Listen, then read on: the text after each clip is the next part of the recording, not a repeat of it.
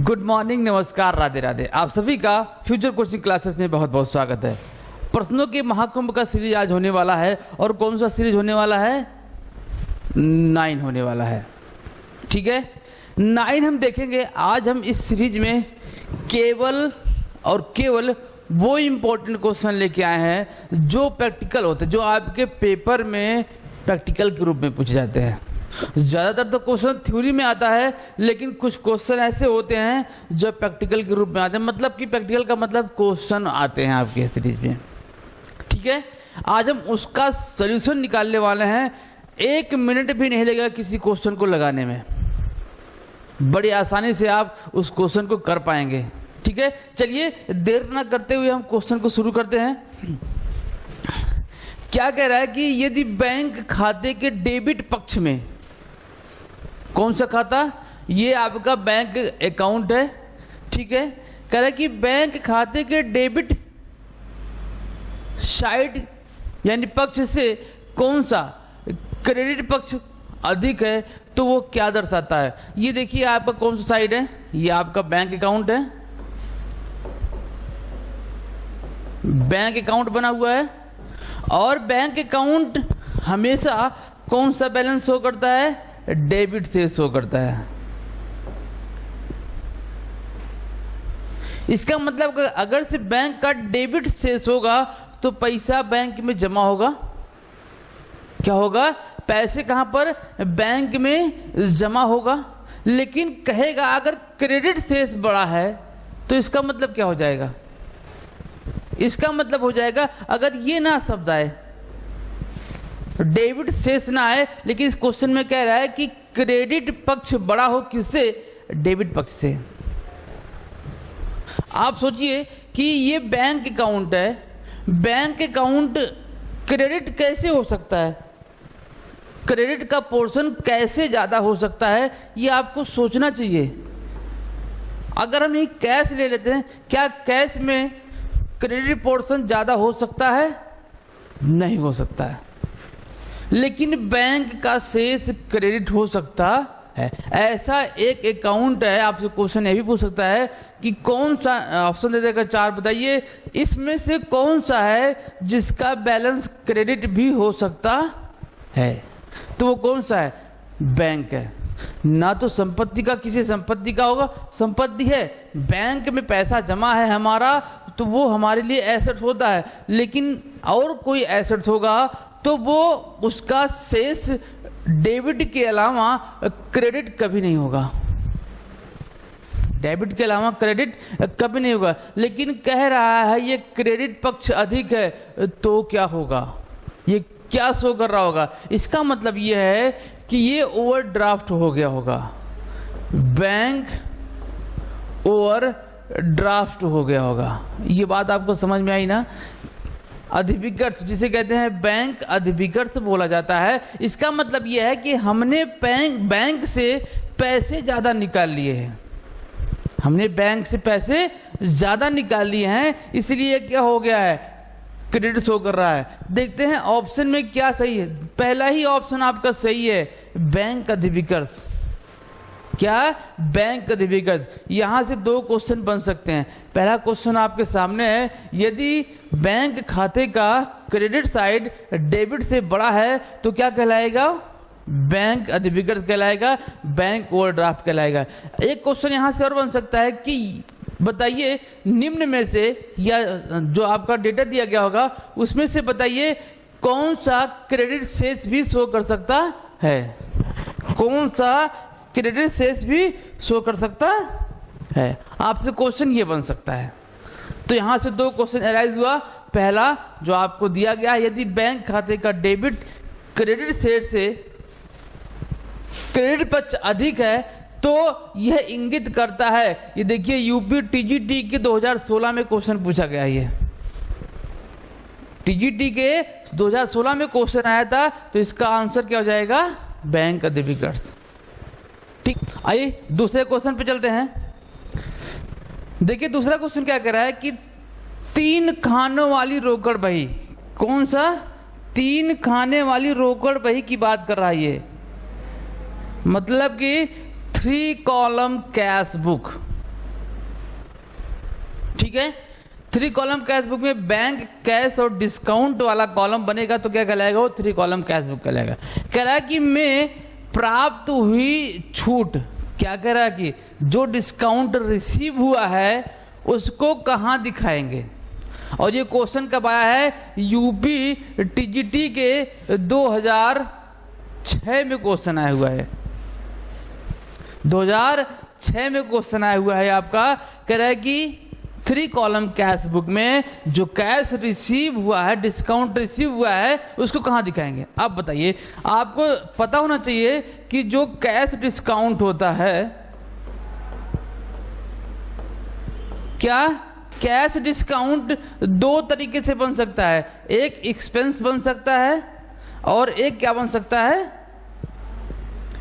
Income बन सकता है। कैसे सर, एक चीज 2 कैसे बन सकता है, बिल्कुल बन सकता है। जब आप किसी को ये चीज देंगे, जब आप किसी को डिस्काउंट देंगे तो क्या कहलाएगा, एक्सपेंस कहलाएगा। जब वही चीज आप रिसीव करेंगे तो क्या बन जाएगा, वो आपका इनकम बन जाएगा। और इनकम हमेशा कहाँ दिखाया जाता है, क्रेडिट में दिखाया जाता है। इनकम हमेशा कहाँ दिखाया जाता है भाई, इनकम हमेशा क्रेडिट साइड में दिखाया जाता है। तो ये प्राप्त हुआ है तो ये नगद छूट क्या हो जाएगा, इनकम हो जाएगा। और इनकम 3 कॉलम कैश बुक के कहाँ पर, क्रेडिट साइड में दिखा दिया जाएगा। तो ऑप्शन आपका 2 सही होने वाला है।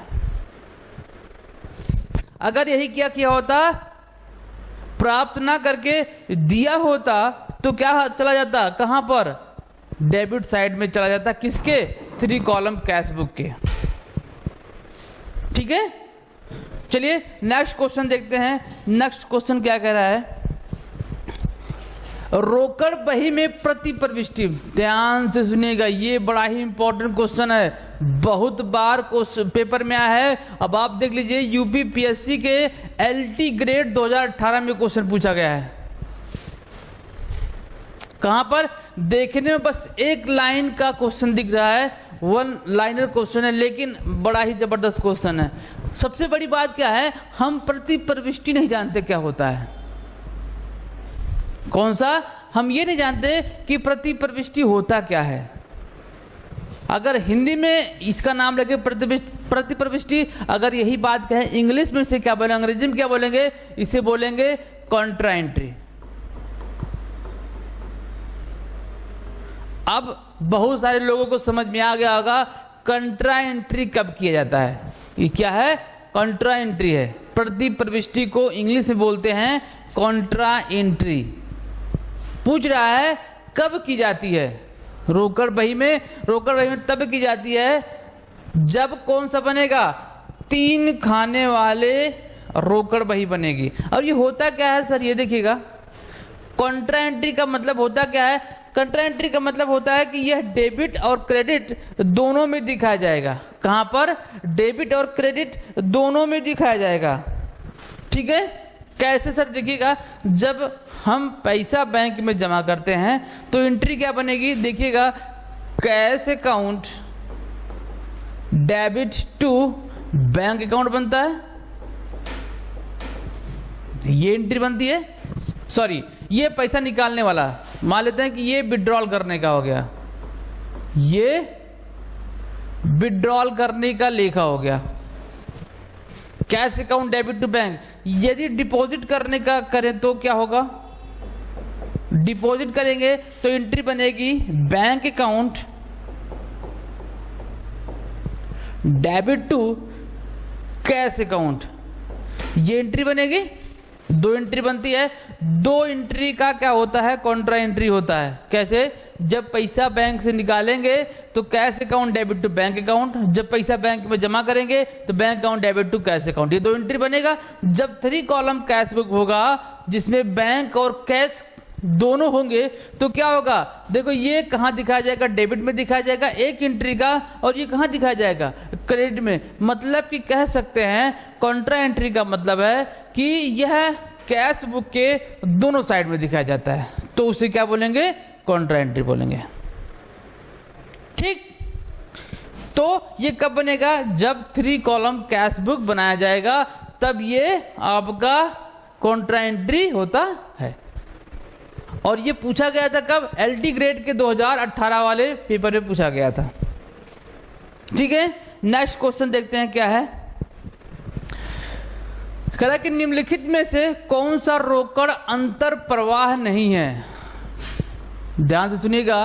कह रहा कि कौन सा रोकड़ अंतर प्रवाह, मतलब कि क्या पूछ रहा है भैया? ये पूछ रहा है कैश इनफ्लो पूछ रहा है। कैश इनफ्लो का मतलब जानते हो ना, पैसा आएगा कहाँ से। इनफ्लो का मतलब व्यवसाय में पैसे आएगा कहाँ से। तो पूछा कौन सा इसमें से है, नहीं है। अब देखिएगा हम नहीं है ढूंढते हैं। कह रहा कि लेनदारों में कमी।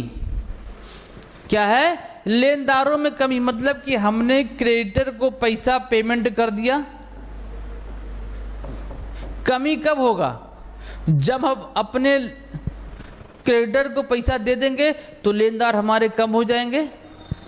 तो यहां से पैसा तो आने दे, पैसा यहां पर जा रहा, मतलब कि कैश आउटफ्लो है। यहां पर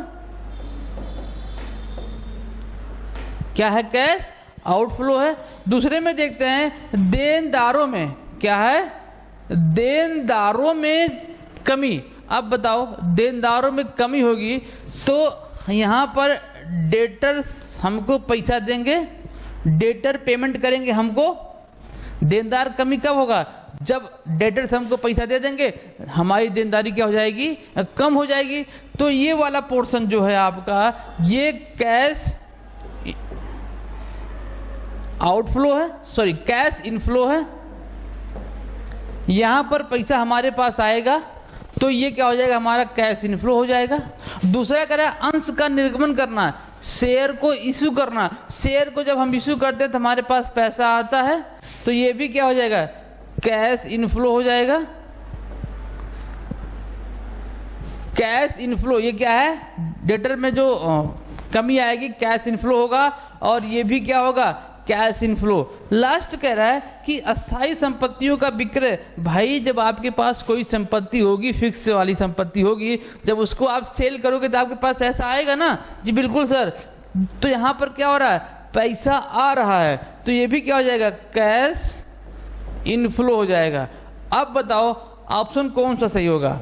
ये पूछ रहा है कि रोकड़ अंतर प्रवाह नहीं है। कह रहा है कि ऐसा कौन सा ऑप्शन है जिसमें आउटफ्लो हो, इनफ्लो ना हो। ये इनफ्लो है तो ऑप्शन नहीं है, ये इनफ्लो है ऑप्शन नहीं है, ये इनफ्लो है तो ऑप्शन नहीं है। तो इसका मतलब क्या है? पहला आंसर आपका सही है। लेनदारों में कमी करने से पैसा आएगा नहीं, पैसा जाएगा। ठीक है, यहां पर पैसा जा रहा है तो ऑप्शन आपका सही हो जाएगा। अगला क्वेश्चन देखते हैं। अगला क्वेश्चन कह रहा है कि नाम मात्र। क्या? नाम मात्र। नाम मात्र मतलब नॉमिनल अकाउंट। नॉमिनल अकाउंट की बात कर रहा है ये। में डेबिट शेष प्रदर्शन करती है। कब क्वेश्चन आया हुआ है? टीजीटी 2009 में क्वेश्चन समझ में आया ना। कह रहा है कि जो नॉमिनल अकाउंट बना हुआ है, यदि उसका डेबिट शेष प्रदर्शित कर रहा है तो क्या होगा? आप देखिएगा नॉमिनल अकाउंट में जाता क्या है? सबसे पहले देखिएगा, सबसे पहले जाता है एक्सपेंस को। एक्सपेंस जाता है, एक हो गया। दूसरा क्या जाता है? इनकम जाता है। और आपको पता है इनकम आपका क्या होता है? क्रेडिट होता है, और एक्सपेंस आपका क्या होता है? डेबिट होता है।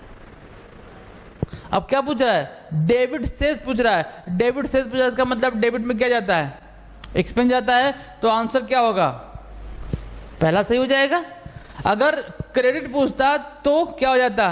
प्रॉफिट हो जाता। क्या हो जाता? प्रॉफिट हो जाता। यहां पर हम इसको लॉस कैटेगरी को भी यहां पर इंक्लूड कर सकते हैं हम। एक्सपेंस और लॉसेस नॉमिनल अकाउंट के तहत क्या होते हैं? डेबिट होते हैं। इनकम और प्रॉफिट ये क्या होते हैं भाई? क्रेडिट होते हैं।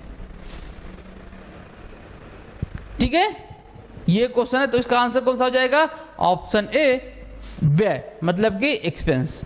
ठीक है, अगला क्वेश्चन देखते हैं। अगला क्वेश्चन क्या कह रहा है, देखिए अब आ गया है मजेदार क्वेश्चन।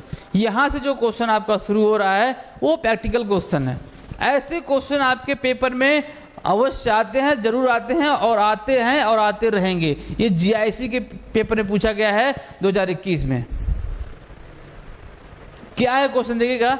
कह रहा है कि देनदार की वैल्यू कितनी दी गई है? डेटर की वैल्यू दी गई है आपके 30,000 रुपये। ध्यान से पढ़िए क्वेश्चन। डेटर की वैल्यू दी गई है 30,000 रुपये और कह रहा है कि 1,000 रुपये के अशोध देनदार मतलब कि बैड डेट क्या हो गया? ये आपका बैड डेट्स हो गया। कितने का? 1,000 रुपये का। तथा अशोध देनदार हेतु प्रावधान कितना परसेंट? 5%। न्यू प्रोविजन कितना? 5% ऑन डेटर्स। से पूर्व देनदारों पर 2% छूट, ये क्या है? बट्टा है। बट्टा का मतलब होता है डिस्काउंट। बट्टा का मतलब होता है डिस्काउंट। हेतु प्रावधान होगा। आपसे पूछ रहा है कि देनदार का जो वैल्यू आएगा 2% वो कितना होगा? क्वेश्चन समझ में आ गया ना? डेटर दिया गया है, बैड डेट दिया गया है और उसके बाद दिया गया है 5% प्रोविजन बनाना है। इसके बाद 2% का डिस्काउंट लगा रहा है ऑन डेटर, तो वो पूछा कि डिस्काउंट की वैल्यू कितनी होगी। चलिए देखते हैं, कैलकुलेशन इसका करते हैं। ध्यान रखिएगा भाई, कैलकुलेशन सबसे पहले क्या होगा, लिखेंगे हम यहां पर डेटर लिखेंगे। डेटर्स की वैल्यू कितनी दी गई है? 30,000 रुपये दी गई है। इसमें से हम लेस कर देंगे। क्या लेस करेंगे भाई? लेस करेंगे जो बैड डेट दिया गया होगा एडजस्टमेंट में, उसको माइनस करेंगे। यहां पर बैड डेट्स कितना दिया गया है? 1000 माइनस कर देंगे, कितना आ जाएगा? 29,000 आ जाएगा। अब ये जो वैल्यू यहां पे आएगी ये बैलेंस डेटर है। बैलेंस डेटर है। इस डेटर्स पर क्या लगाएंगे हम? 5% का प्रोविजन लगाएंगे। यहां पर लिख लेते हैं प्रोविजन फॉर बैड डेट का। कितना परसेंट है भाई प्रोविजन फॉर बैड डेट का? देखिएगा 29,000 का 5% का प्रोविजन है। निकाल लेते हैं यहां पर। यहां से 2 जीरो हमने कैंसिल कर दिया, इसका मल्टीप्लिकेशन कर लो। 0 9 5 45 5 2 10 4 14 कितना आ गया? 1,450 रुपये आपका क्या आ गया? न्यू रिजर्व आ गया। न्यू रिजर्व निकलने के बाद उसमें से क्या करेंगे? इस वाले वैल्यू में से इसको दोबारा लेस करेंगे। न्यू रिजर्व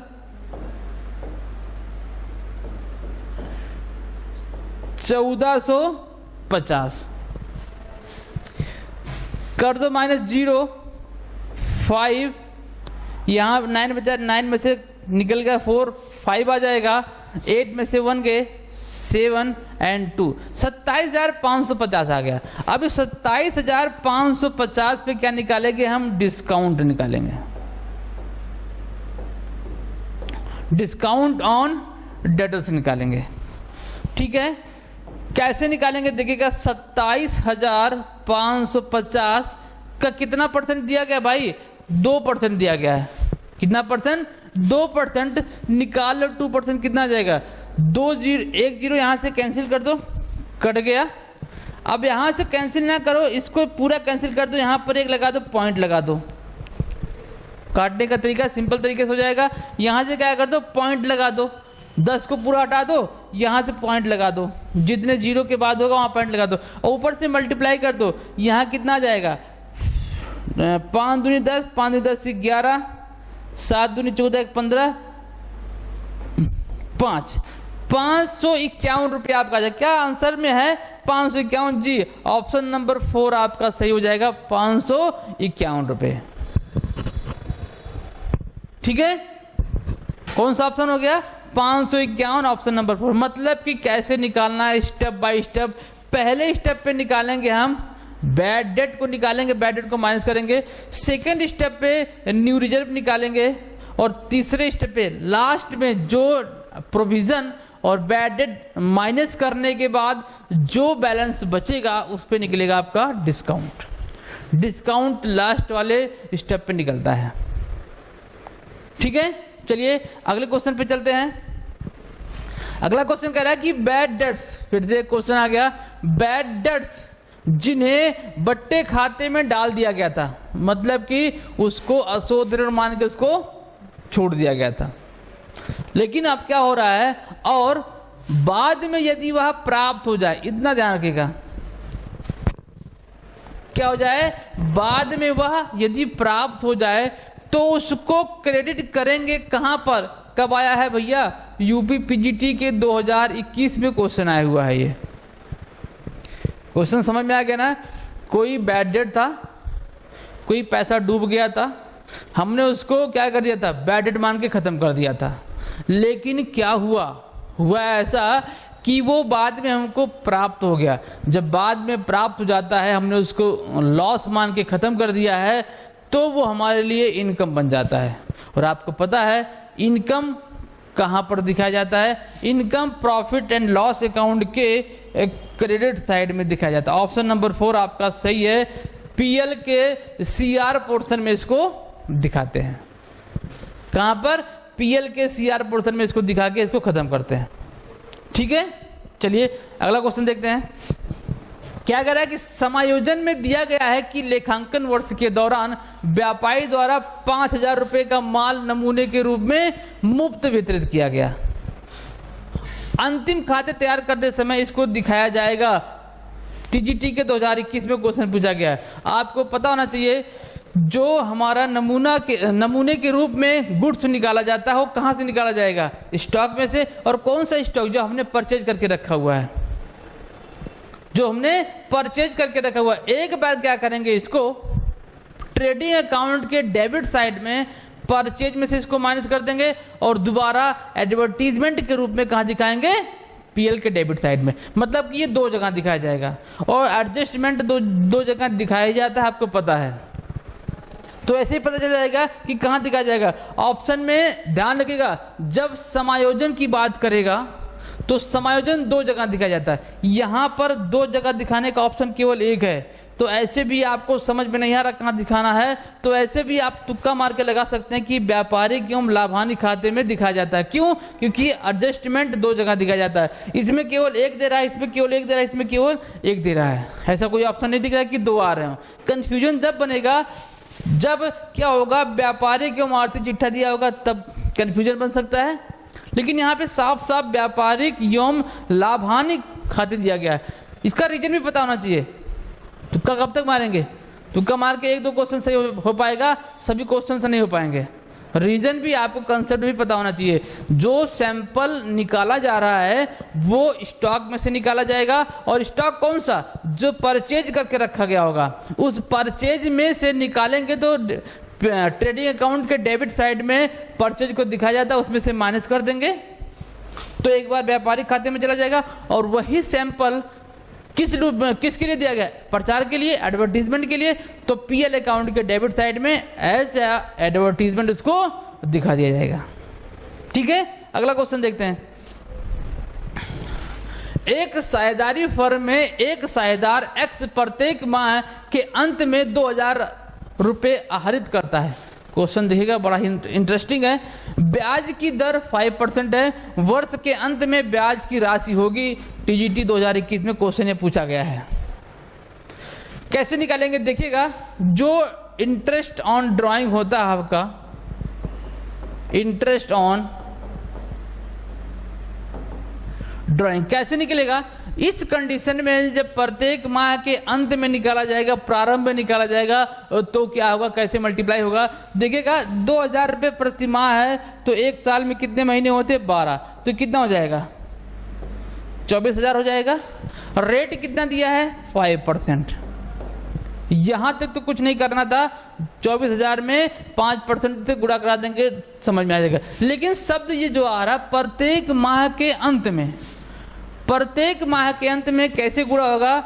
5.5 डिवाइडेड बाई 12, 5.5 भागे बाई कितना? 12। ये 5.5 कैसे आए?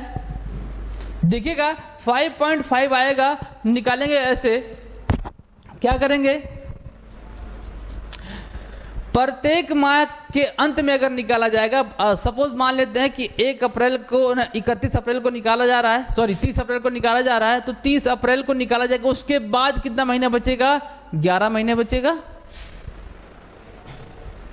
एक साल में टोटल 12 महीने होते हैं। अगर से प्रत्येक माह के अंत में निकाला जाए तो पहले माह के अंत में अगर निकाला जाएगा उसके बाद कितना महीने बचेगा?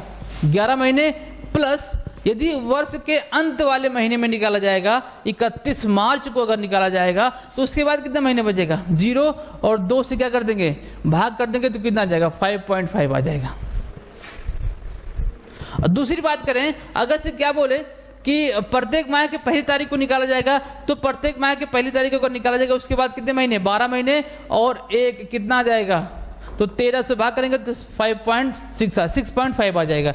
अगर ड्यूरिंग द बीच में निकाल रहा है, प्रत्येक माह के बीच में, तो कुछ नहीं सोचना है, 6 से उसको भाग करा देना।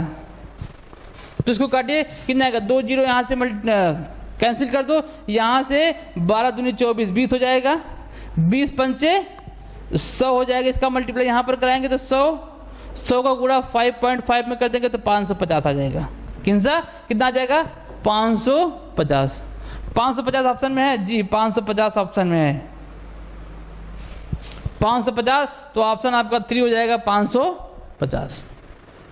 समझ में आया ना? चलिए अगला क्वेश्चन देखते हैं।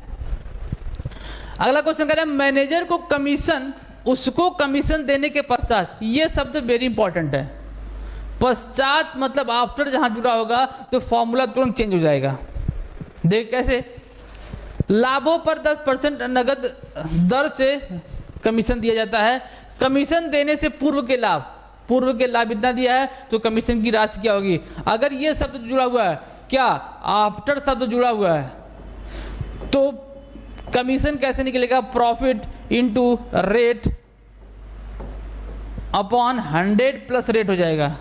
लेकिन जब यही बिफोर शब्द जुड़ा होगा, बिफोर होगा, तो कमीशन कैसे निकलेगा? Profit into rate upon 100, simple तरीके से निकल जाएगा। लेकिन यहाँ पर आफ्टर शब्द जुड़ा हुआ है, तो कौन सा फॉर्मूला अप्लाई होगा? ये वाला। कैसे निकालते देखिएगा। प्रॉफिट कितना दिया है? 1,54,000 रुपये दिया गया है, और रेट कितना दिया गया है? 10, तो 100 में 10 जोड़ेंगे तो कितना हो जाएगा? 110 हो जाएगा। यहाँ से 1 जीरो कैंसिल कर दो, इसको डिवाइड कर दो, एक बार जाएगा, कितनी बार? 4 बार, तो मतलब कितना आ जाएगा आंसर? 14,000 आ जाएगा। ऑप्शन कौन सा है? ऑप्शन आपका 1 सही है। ठीक है, चलिए अगले क्वेश्चन पे चलते हैं। अगला क्वेश्चन कह रहा है कि ओपनिंग डेटर्स आपका कितना दिया गया? ध्यान से पढ़िएगा।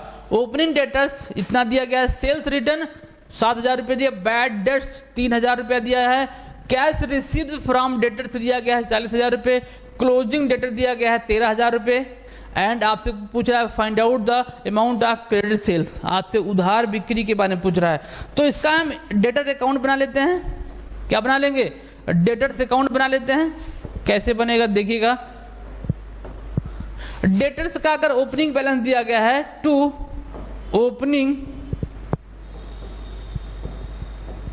बैलेंस कितना है? 10,000 रुपये, और सेल्स रिटर्न है, तो सेल्स रिटर्न कहां दिखाया जाएगा? यहां पर दिखाया जाएगा सेल्स रिटर्न कितना? 7,000 रुपये। इसके बाद बैड डेट है, तो कहां दिखाया जाएगा? बैड डेट आपका यहां पर दिखाया जाएगा। ये भी कितना है? 3,000 रुपये। कैश रिसीव आपका 40,000 रुपये, तो यहीं पर दिखाया जाएगा कैश रिसीव कितना? 40,000। इसके बाद क्लोजिंग डेटर दिया गया, क्लोजिंग स्टॉक अगर बताओ opening stock opening debtor debit है, तो क्लोजिंग कहां पे होगा? यहां पर होगा। क्लोजिंग बैलेंस कितना दिया है? 13,000 रुपये। फाइंड आउट, इसको क्या करेंगे, जोड़ेंगे, कितना आएगा देखिए, 7 3 10 40 13 63,000 रुपये आ जाएगा। कितना, 63,000 रुपये। अब 63,000 रुपये में से इसको माइनस कर दो 10,000 रुपये, तो 53,000 आ जाएगा। यही आपका क्या होगा, क्रेडिट सेल होगा। 53,000 रुपये। आंसर कौन सा, आंसर भी क्या हो जाएगा, क्रेडिट सेल हो जाएगा। ये ब्रांच अकाउंट के ब्रांच वाले चैप्टर का ये पार्ट है। ये जब डेटर की वैल्यू मिसिंग होती है, क्लोजिंग वैल्यू, तो क्या किया जाता है, यहां से इसको तैयार किया जाता है। ठीक है, तो ये कौन से बीकॉम सेकेंड सेमेस्टर का ये पार्ट है। कौन सा, ब्रांच अकाउंट का एक चैप्टर है जिसमें ये आपका टॉपिक है। ठीक है, अगला क्वेश्चन देखते हैं। अगला क्वेश्चन कह रहा है कि एक व्यवसाय प्रारंभिक स्टॉक को लागत से 10% अधिक पर मूल्यांकन करता है। यदि प्रारंभिक स्टॉक का मूल्य कितना है,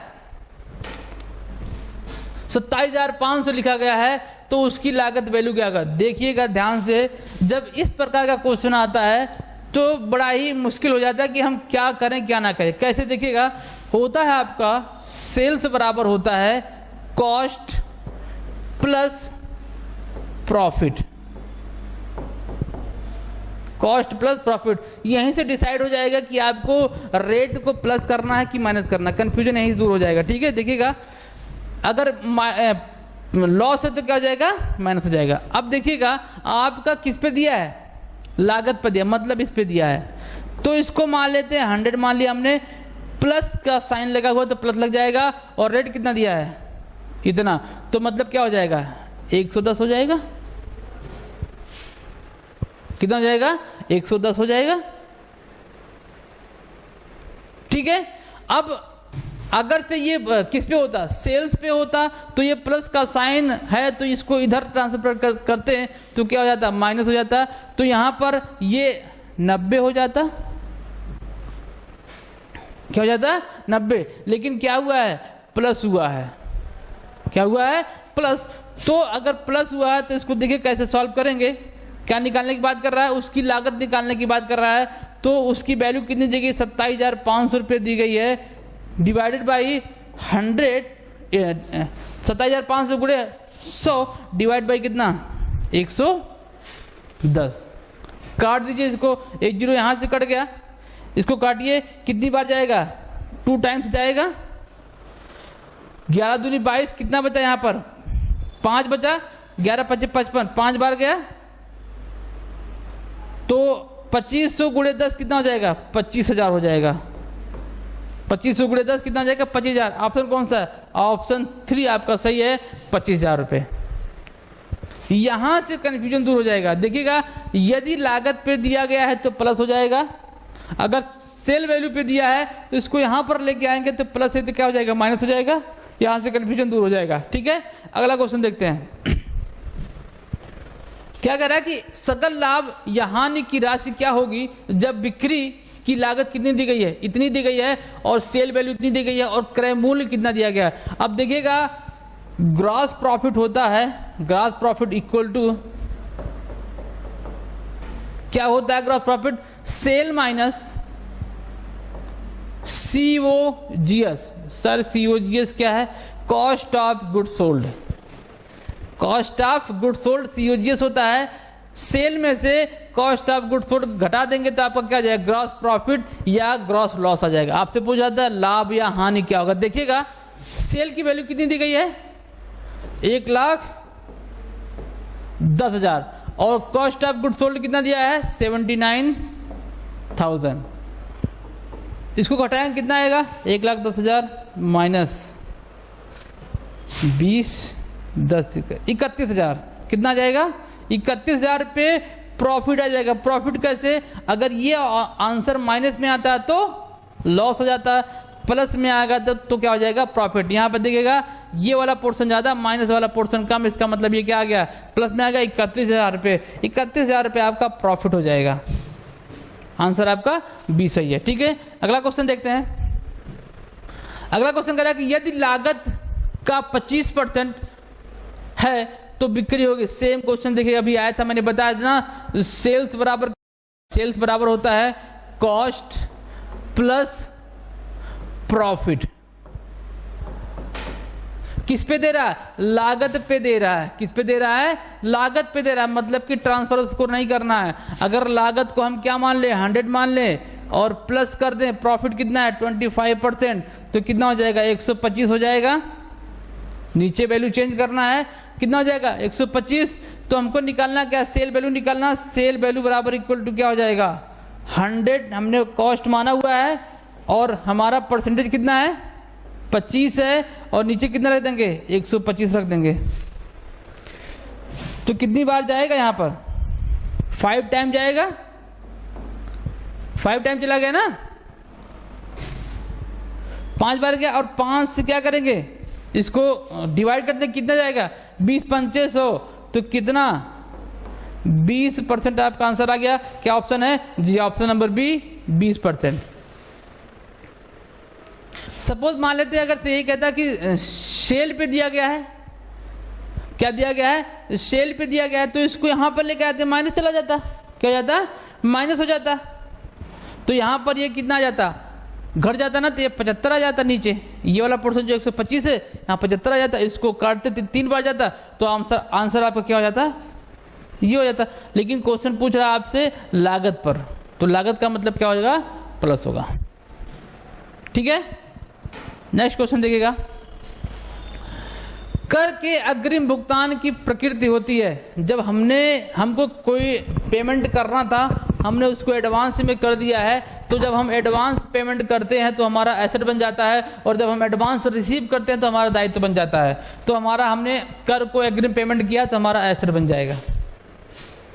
ठीक है, एडवांस टैक्स का पेमेंट, अग्रिम का मतलब क्या? अग्रिम का मतलब एडवांस। एडवांस का जब पेमेंट कर दिया जाएगा तो हमारा क्या बन जाएगा? एसेट्स बन जाएगा। जब हम रिसीव कर लेंगे कोई चीज एडवांस, तो हमारा क्या होगा? वो लायबिलिटी होगा। ठीक है, नेक्स्ट देखते हैं अगला क्वेश्चन। इजी क्वेश्चन था, आसान था।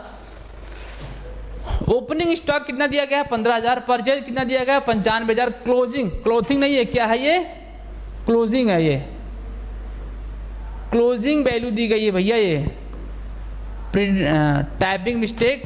क्लोजिंग वैल्यू दी गई है कितना?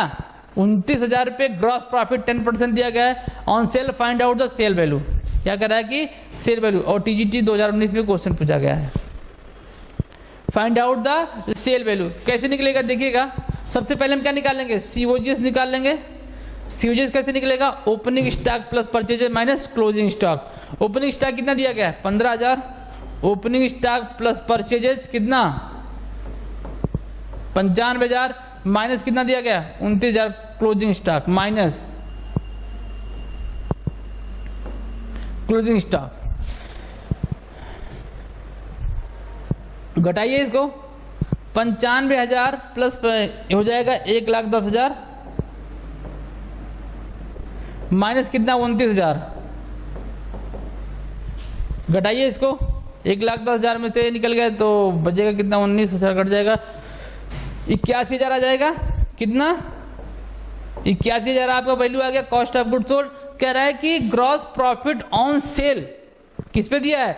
Gross profit on sale. देखिएगा थोड़ा सा, अभी मैंने बताया था ना, क्या मैंने बताया था? सेल बराबर क्या बताया था मैंने? सेल्स बराबर होता है कॉस्ट प्लस प्रॉफिट होता है। ये फॉर्मूले से आप निकाल सकते हो कि प्लस होगा कि माइनस होगा। अभी तक तो क्या दिया था? कॉस्ट पे दे रहा था तो हमने प्लस किया था। अब किस पे दे रहा है? सेल पर दे रहा है। मतलब वैल्यू किसकी दी गई है? इसकी दी गई है। तो यहां पर इसको करेंगे 100, तो हमारा कॉस्ट निकल जाएगा। कॉस्ट इसको कितना दिया गया है? प्लस दिया गया है 10%। तो 10% प्लस में है तो इसको लेके जाएंगे, कहाँ जाएगा? तो 100 माइनस कितना हो जाएगा? 10 हो जाएगा, और कॉस्ट की वैल्यू यहाँ पे आ जाएगी, तो कितना आ जाएगा? 90 आ जाएगा। माइनस हो ना। जब सेल होगा तो इतना पचड़ा करने की जरूरत नहीं है, वो तो मैंने आपको निकालने का तरीका बता दिया कि कैसे निकलेगा। जब सेल दिया गया होगा तो क्या करेंगे? 100 में से माइनस कर देंगे, लेकिन जब कॉस्ट दिया होगा तो प्लस कर देंगे। तो देखिए कैसे निकलेगा। तो यहां पर कितना परसेंट है? 10%। ये कितना हो जाएगा? 90। काट दो इसको, 9 9 81। 9,000 को 10 मल्टीप्लाई करते हैं कितना आ जाएगा? 90,000 रुपये आपका आ जाएगा। क्या ऑप्शन में 90,000 रुपया? जी ऑप्शन नंबर 4 इसका सही आंसर हो जाएगा। ऑप्शन नंबर 4 इसका सही आंसर हो जाएगा। ठीक है, नेक्स्ट क्वेश्चन पे चलते हैं। क्या कह रहा है कि यदि सकल लाभ का दर कितना दिया गया? 25%। देखो बिक्री का कितना, बार बार क्वेश्चन, हमने कई बार इस क्वेश्चन को इसलिए लिया है कि ताकि ये आपका कंफ्यूजन जो आपके है ये दूर हो जाए, क्योंकि ये क्वेश्चन बार बार पूछता है, कई बार देखिए पीजीटी के क्वेश्चन में आया हुआ है, पीजीटी के पेपर में आया हुआ है 2009 में, कई बार ये क्वेश्चन पूछा गया है कि बस थोड़ा सा अमाउंट इधर उधर कर देता है बस, लेकिन क्वेश्चन हर बार पूछता है इस टाइप का।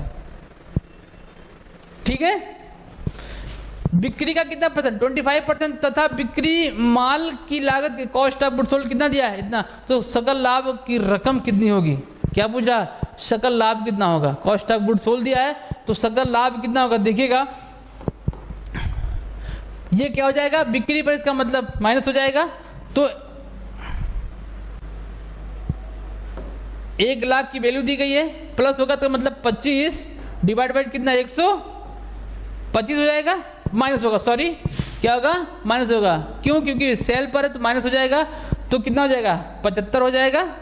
इसको काट दो, 3 बार जाएगा और 3 का इसमें डिवाइड कर दो, कितनी बार चला जाएगा? 33,333 पॉइंट समथिंग। तो आंसर कौन सा हो जाएगा? 3 आपका सही हो जाएगा आंसर। ठीक है, तो क्या हुआ? आंसर नंबर 4 आपका सही आंसर है। कैसे निकला? बिक्री पर है तो नीचे वाला प्लस माइनस हो जाएगा, लेकिन अगर कॉस्ट पे होगा तो ये प्लस हो जाएगा। ठीक है, यहाँ पर क्या वैल्यू दी गई थी? बिक्री पर मतलब सेल पे दिया गया, तो यहाँ पर क्या हो जाएगा? माइनस हो जाएगा। ठीक, अगला क्वेश्चन देखते क्या कर रहा है कि मान लीजिए यम बराबर क्या दिया गया? Opening stock. हमने क्या माना? M equal to opening stock. N equal to क्या कह रहा है? परचेज बोल रहा है। ओ बराबर क्लोजिंग स्टॉक, ओ बराबर closing stock. P equal to sale दे रहा है। क्या दे रहा है? पी इक्वल टू सेल दे रहा है। अब क्या पूछा? सही समीकरण बताइए। समीकरण का मतलब क्या होता है? समीकरण का मतलब आपसे पूछा कि समीकरण क्या बनेगा ये। और ये देखो कितनी बार क्वेश्चन आया है, टीजीटी 2002 में, 2006 में और पीजीटी 2009 में ये क्वेश्चन पूछा गया। देखते हैं, ये वैल्यू आपको दी गई है। अब आपसे ये आपको हिंट दे रहा है, क्या निकालने की बात कर रहा है? सीओजीएस निकालने की बात कर रहा है। सीओजीएस बराबर क्या होता है? Opening stock plus purchases minus closing stock. क्या होता है? Opening stock plus purchases minus closing stock. ये फॉर्मूला है आपका किसका? सीओजीएस का। हम इसी फॉर्मूले पे रखते हैं। देखो जो सेल वैल्यू दी गई, बिक्री की लागत कितनी दी गई है आपको? पी दिया गया है, ध्यान से देखिएगा, पी दिया गया है, तो यहां पर हम इसको पी रख सकते हैं। ओपनिंग स्टॉक की वैल्यू एम दिया गया है, एम रख सकते हैं, और प्लस का साइन है, प्लस लगाएंगे। परचेजेज की वैल्यू की क्या दी गई? एन माना है, और माइनस का सिंबल रखेंगे। क्लोजिंग स्टॉक को क्या माना है? क्लोजिंग स्टॉक को ओ माना है। ये आपका सही फॉर्मूला है किसका? सीओजीएस का। लेकिन कुछ इधर उधर घुमा के क्या कर रहा है? घुमा के कर रहा है। अगर देखिएगा हम इसको अगर से और तरीके से देखेंगे, इसको 2 पार्ट में बांटा है ना, इसको हम 2 पार्ट में बांट लेते हैं। अगर हम P को यहीं रहने देते हैं और क्या लाएंगे? P को यहीं रहने देंगे, तो और इसको हम M को इधर लेके जाएंगे तो प्लस से क्या हो जाएगा? माइनस हो जाएगा। प्लस है तो माइनस हो जाएगा। N को इधर रहने देते हैं, N माइनस O। एक समीकरण यहाँ से बन सकता है, सही वाला समीकरण। क्या बन सकता है? सही वाला समीकरण ये बन सकता है। क्या आपका ऑप्शन में दिया गया है? P minus m equal to n minus o. P minus m equal to n minus o. P minus one equal to, ये आपका गलत हो गया। देखो ये नहीं हो सकता है, ये बिल्कुल भी नहीं हो सकता है, क्योंकि P minus m equal to n plus o नहीं होगा, एन माइनस होगा। तो ये ऑप्शन आपका गलत हो गया। ठीक है, एक बार इसको और सॉल्व करते हैं, और तरीका बनाने का प्रयास करते हैं। देखिएगा अगर हम P को इधर ही रहने देते हैं, कहाँ पर? P को इधर रहने देते हैं, एक बार N को लेके आते हैं इस वाले फॉर्मूले से, एक बार N को लेके आते हैं, तो P माइनस N हो सकता है, क्योंकि ये प्लस में है, हो सकता है ना, क्योंकि ये प्लस में है तो इधर लेके आएंगे, माइनस में बन सकता है। और M को इधर रहने देते और O को हो जाएगा, तो P N equal to M minus O। क्या आपका आंसर दिया गया? ये वाला कहीं दिया गया है? P माइनस n नहीं दिया है, P minus n equal to m minus, जी बिल्कुल एक ऑप्शन दिया गया है, ये बन सकता है P minus n equal to m minus, ये बन सकता है, ये वाला भी देखते हैं, ये बन सकता है, ठीक है। एक समीकरण यहाँ से बन जाएगा। ऐसे समीकरण बना के हम एक बार, हमने इसको लेके आए, हम इसको लेके आए, एक बार इसको लेके आए तो देखिएगा P को यहीं रहने देते हैं, अगर इसको लेके जाएंगे तो ये माइनस में तो प्लस में हो जाएगा, इक्वल टू इसको रहने देते हैं m प्लस n। क्या आपका ऐसा समीकरण दिया गया है कहीं पे P प्लस हो? नहीं दिया गया है, तो इसका मतलब आंसर आपका क्या हो जाएगा? ये हो जाएगा, ये दोनों क्या हो जाएंगे? गलत हो जाएंगे। ये गलत कैसे होगा देखिएगा, अगर हम m को एक साइड रखेंगे, m को एक साइड रखें तो m माइनस क्या हो जाएगा? m माइनस n होगा, सॉरी m माइनस o होगा, अगर इसको लेके जाएंगे p माइनस n हो जाएगा। क्या है? p माइनस n है? नहीं है, क्योंकि o दिया है। p माइनस अगर n होता तो ऑप्शन से क्या हो जाएगा? गलत हो जाएगा। अगर ये कहते तो क्या कह रहा है कि m माइनस n दिया है, m माइनस n तो है, ये नहीं है, बिल्कुल नहीं है, m minus m plus n होगा, m प्लस n होगा, m माइनस साथ में अगर आएगा तो बीच में प्लस लगा हुआ है, तो प्लस लगा हुआ तो ये गलत हो जाएगा, ये वाला गलत हो जाएगा, ये वाला, तो ऑप्शन आपका क्या हो जाएगा? m minus o equal to p minus n, आपका आंसर सही हो जाएगा। एक फॉर्मूला बना लो, उसी फॉर्मूले को इधर उधर करके पहले इससे मैच करा लो, क्या ऐसा बन सकता है? नहीं बनेगा, हटाओ इसको, इसको मैच कराओ, नहीं बनेगा, हटाओ इसको, दूसरा तीसरा बन रहा है उसको बना के उसको आंसर सही कर लो, ठीक है। अगला क्वेश्चन देखते हैं। अगला क्वेश्चन कह रहा है कि अदत्त मांगों को कंपनी के आर्थिक चिट्ठे में प्रदर्शित किया जाता है। भाई अदत्त मांगें क्या होती हैं? अदत्त मांग का मतलब होता है कॉल्स इन एरियर। किसकी बात कर रहा है? कॉल्स इन, शेयर में जब कॉल्स को पेमेंट करने में कोई शेयर होल्डर असमर्थ होता है,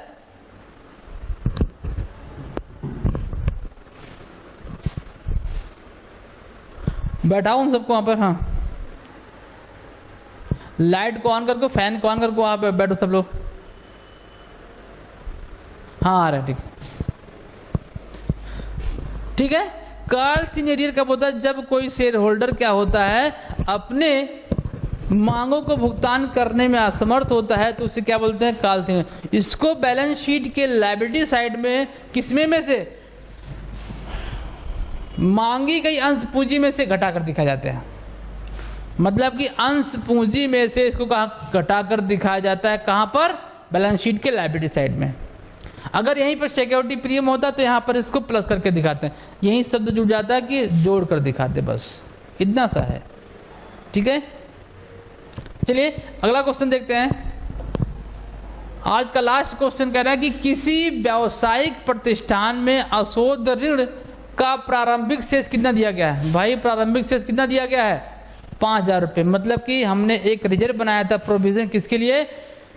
बैड डेट के लिए। अभी हमारे पास उसका शेष बचा हुआ है, अभी हमने उसको खर्चा नहीं किया है, जिसमें से सॉरी कुल विक्रय कितना हुआ? 6 लाख का हुआ। टोटल विक्रय कितने हुए? 6 लाख का हुआ, जिसमें से 1 लाख रुपए का कितने का?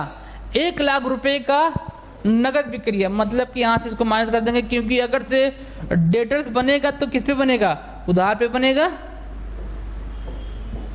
किस पे बनेगा? उधार पे बनेगा। तो ये आपका कैश सेल हो गया और ये आपका क्या हो गया?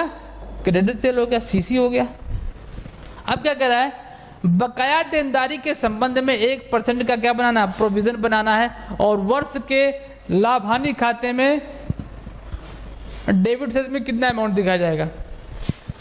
आपसे पूछा जो प्रोविजन बन रहा है, प्रोविजन 1% बन रहा है, वो कह रहा है कि पीएल के डेबिट में कितना दिखाया जाएगा? बस इतना सा छोटा सा क्वेश्चन है। भाई जो प्रोविजन बनता है वो उधार बिक्री बनता है, क्योंकि उधार बिक्री से डेटर बनते हैं, और डेटर पे ही क्या बनता है? प्रोविजन बनता है, ठीक है। तो ये कह रहा है कि 5 लाख का 1% कितना आ जाएगा? 5 लाख का 1% 5,000 आ जाएगा। इसका ऑन 1% इक्वल टू 5,000 आ जाएगा। 5,000 रुपये का आपका बैड डेट होने वाला है। हमारे पास पहले से कितना बचा हुआ है? 5,000 ऑलरेडी है, तो दोनों क्या कर देंगे? खत्म कर देंगे। हमको लग रहा है कि 1% और डूब जाएगा, लेकिन हमने पहले से बना के रखा हुआ है। क्या कर रखा है हमने? पहले से प्रोविजन बना के रखा हुआ, हमारे पास शेष बचा हुआ है। तो शेष बचा हुआ है, इतना होने की संभावना, दोनों में से क्या कर देंगे? माइनस कर देंगे, 0 हो जाएगा। तो 0 आपका आंसर सही हो जाएगा। आंसर नंबर 4 आपका सही हो जाएगा। ठीक है, तो ये आज का सेशन था। हमने देखा कुछ 20 क्वेश्चन हमने देखा है, जिसमें से हमने प्रैक्टिकल आज ज़्यादा लिया हुआ था, और प्रैक्टिकल आपके पेपर में आते हैं। ठीक है, चलिए मिलते हैं आपसे अगले वीडियो में। अगर आपको हमारा वीडियो पसंद आ रहा है तो लाइक, शेयर और कमेंट जरूर करिएगा कि क्या अभी और आपको चाहिए, किस तरीके से मैं आपको और आपके पेपर में हेल्पफुल बन सकता हूं, जिससे आप अपने पेपर को आसानी से क्रैक कर पाएं। ठीक है, मिलते हैं नेक्स्ट वीडियो में।